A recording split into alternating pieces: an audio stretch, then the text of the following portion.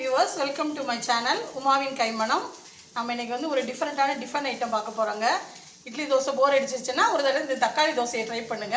இது வந்து தக்காளி தோசை தொட்டுக்கிற வந்து தேங்காய் சட்னியோட காம்பினேஷன் சூப்பரா இருக்கும். பசங்களுக்கு சின்ன பசங்களுக்கு தோசை போர் அடிக்குது, இட்லி போர் அடிக்குது, நம்ம ஒரு தடவை செஞ்சு கொடுக்கலாம். வாங்க எப்படி பண்ணுறதுன்னு வீடியோவில் போய் பார்க்கலாம். இப்போது இந்த தக்காளி தோசைக்கு தேவையான பொருட்கள் பார்க்கலாங்க. நான் வந்து ஒரு 5 தக்காளி பழம் நறுக்கி வச்சுருக்கேன். இது வந்து 3/4 கப்பு அரிசி மாவு, இது 3/4 கப்பு வந்து ரவை, வறுக்காத ரவை, 1 ஸ்பூன் ஜீரகம், காரத்துக்கு தகுந்த மாதிரி மிளகாய் வத்தல், கருவேப்பிலை, கொத்தமல்லி, ஒரு துண்டு இஞ்சி, ஒரு 1/2 ஸ்பூன் மிளகு. நம்ம வந்து ஃபஸ்ட்டு வந்து இது எல்லாத்தையுமே வந்து வதக்கிட்டு ஆற வச்சு அதை அரைக்கணும். வாங்க வீடியோக்குள்ளே போய் எப்படி பண்ணலான்னு பார்க்கலாம். இப்போது அடுப்பு பற்ற வச்சு ஒரு இருப்பு சட்டி வச்சுருக்கேங்க. நல்லெண்ணெய் ஊற்றுறேன். இந்த நம்ம தக்காளி இது எல்லா பொருட்களையும் நம்ம வதக்கிக்கலாம். வதக்கி ஆற வச்சு அரைச்சிட்டு தான் நம்ம தோசை மாவு கலக்க முடியும். எண்ணெய் ஊற்றியாச்சு, ஒன்றுனா போடலாம். இப்போது ஃபஸ்ட்டு வந்து சீரகம் போட்டுக்கலாங்க. அதுக்கு அடுத்தது வந்து மிளகு போடுறேன். அப்புறமா இது வந்து மிளகாய் வத்தல். இது கொஞ்சம் நம்ம வந்து வறுத்துக்கலாம் கொஞ்சம் லைட்டாக எண்ணெயில். அதுக்கப்புறம் வந்து நான் வந்து இஞ்சி போட போகிறேன். இஞ்சி, அதுக்கப்புறம் கொஞ்சமாக கருவேப்பிலை போட்டுக்கலாம். ஃப்ரெஷ்ஷான கருவேப்பிலை போட்டுட்டு கொஞ்சம் நேரம் வதக்கி விடுவோம். இப்போது தக்காளி பழத்தை அதில் கொட்டுறேங்க.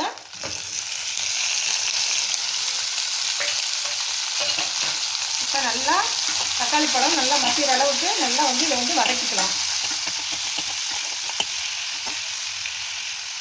தேவையான அளவு கொஞ்சம் 1/2 ஸ்பூன் உப்பு மட்டும் இதில் போட்டுக்கலாம். அப்புறம் மாவு கரைக்கும் போது ஒரு தடவை போட்டுக்கலாம். இப்போ இதுக்கு தேவையான உப்பு போட்டுட்டு நல்லா தக்காளி மசிகிற அளவுக்கு நல்லா வதக்கிக்கலாம். நல்லா வதங்கிடுச்சுங்க. நான் அடுப்பு ஆஃப் பண்ணிவிட்டு தட்டில் போட்டு நல்லா ஆற வச்சுட்டு மிக்சியில் அரைக்க போகிறேன்.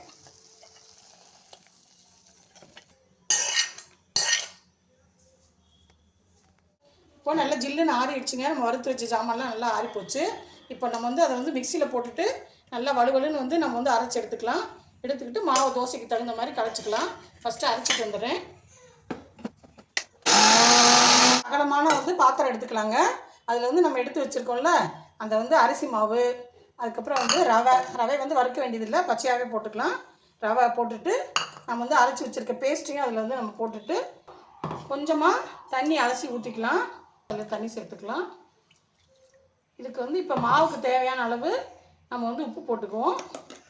கரைக்கிற மாவுக்கு தகுந்த அளவுக்கு உப்பு போட்டுக்கிட்டேன். அதுக்கப்புறம் வந்து நான் ஒரு 3.5 டம்ளர் தண்ணி எடுத்து வச்சுருக்கேன். அதை வந்து நம்ம ஒவ்வொரு டம்ளராக சேர்த்து நல்லா தண்ணி மாதிரி ரவை தோசைக்கு ஊற்றுற மாதிரி நல்லா கரைச்சிக்கலாம். நம்ம பசங்களுக்கு வந்து இட்லி தோசையே பிடிக்கிறது இல்லை, அதுக்கு பதில் இந்த தோசையை செஞ்சு கொடுங்க. நல்லா சூப்பராக சாப்பிடுவாங்க. ரெட் கலராக நல்லா சூப்பராக இருக்கும் பார்க்குறதுக்கு. அதனால் வித்தியாசமாக சாப்பிடுவாங்க. ஒரு தடவை ட்ரை பண்ணுங்கள். பாருங்கள், ஃபஸ்ட்டு வந்து ஒரு டம்ளர் ஊற்றிருக்கேன்.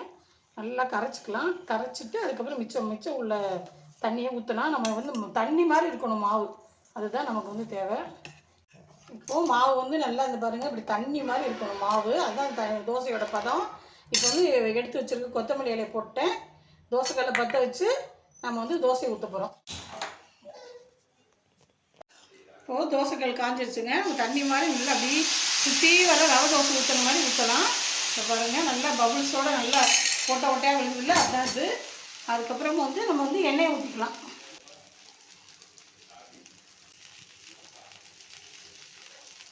இப்போது நம்மளோட தக்காளி தோசை சூப்பராக ரெடி ஆகிடுச்சுங்க. இங்கே பாருங்கள் நல்லா முறுமுறுன்னு சூப்பராக வந்திருக்கு. பசங்களுக்கு ரொம்ப பிடிக்கும். நீங்களும் ஒரு தடவை வந்து இதை ட்ரை பண்ணி பாருங்கள். பிடிச்சிருந்ததுன்னா லைக் பண்ணுங்கள், ஷேர் பண்ணுங்கள். தேங்க்யூ.